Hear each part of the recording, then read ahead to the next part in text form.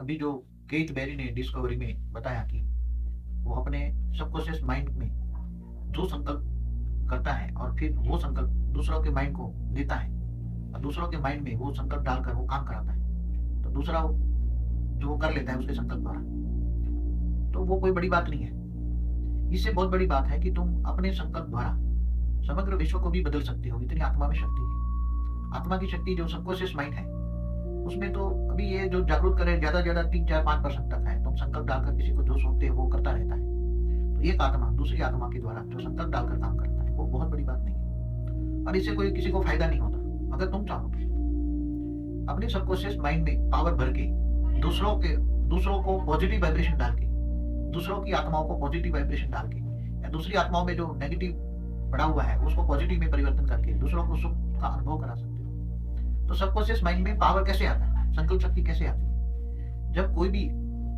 आत्मा जब अपने आप को आत्मस्वरूप माना आत्मा की शक्ति को जानता है, मैं आत्मा हूं, मैं शरीर भी हूँ, शरीर से ज्यादा शक्ति मेरे आत्मा में है, जो मैं बोलती हूँ आत्मा है, आत्मस्वरूप में रहकर सेल्फ रियलाइजेशन करती है। तो सबकॉन्शियस माइंड में इतनी जागरूक अवस्था हो जाती है कि सबकॉन्शियस माइंड में इतनी शक्ति आ जाती है कि जैसे एक टीवी स्टेशन में जो संकल्प रिले होता है और करोड़ों टीवियां चलती है, ऐसी आत्मा संकल्प शक्ति को प्राप्त करती है। इसलिए अगर आप चाहो तो घर बैठे भी आत्म स्वरूप को जगाओ, अपने दिव्य स्वरूप को जगाओ। तो दिव्य स्वरूप को कैसे जगाओगे, संकल्प शक्ति कैसे आएगी, सबकॉन्शियस माइंड में कैसे पावर आएगा?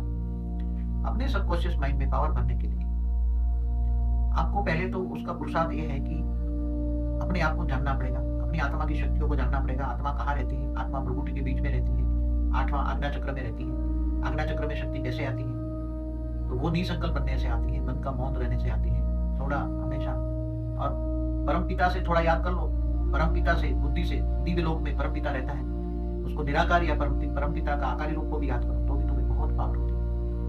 अल्टीमेटली अपनी आत्मा को भी एक सेंट्रल पावर में जागरूक करो, या एक दिए के सामने भी जलाओ, एक लाइट के सामने तुम निसंकल्प होकर आत्मा को जागृत करो, सूर्य की रोशनी के सामने भी आत्मा को जागरूक करो, तो भी आत्मा में बहुत शक्ति आती है। और जो जिसको पॉजिटिव वाइब्रेशन डालोगे तो शक्ति मल्टीपल होती जाएगी। नेगेटिव सोचना नहीं है, अगर तुम नेगेटिव सोचोगे तो मल्टीपल नेगेटिव बनेगी। अगर दूसरों को पॉजिटिव वाइब्रेशन डालोगे तो उसका असर पॉजिटिव होगा, लोगों को सुख शांति का अनुभव कर सकते हो, सारे विश्व को परिवर्तन कर सकते हो। इतनी शक्ति आत्माओं में है। इसलिए ये शक्तियों का प्रयोग पॉजिटिव विश्व परिवर्तन के लिए करो, तो तुम आत्मा से परमात्मा बन जाओ। इसलिए आत्मा की शक्तियों को जगाओ, संकल्प शक्ति को जगाओ, सबकॉन्शियस माइंड को जगाओ और सबकॉन्शियस माइंड की शक्ति के द्वारा वो शक्तियों को विश्व परिवर्तन में लगाओ। इससे आपका भाग्य बनेगा, इससे आप देवता बन जाओगे, इससे आप इतना भाग्यशाली बन जाओगे, सारा विश्व भी आपको याद करेगा कि सारे विश्व को परिवर्तन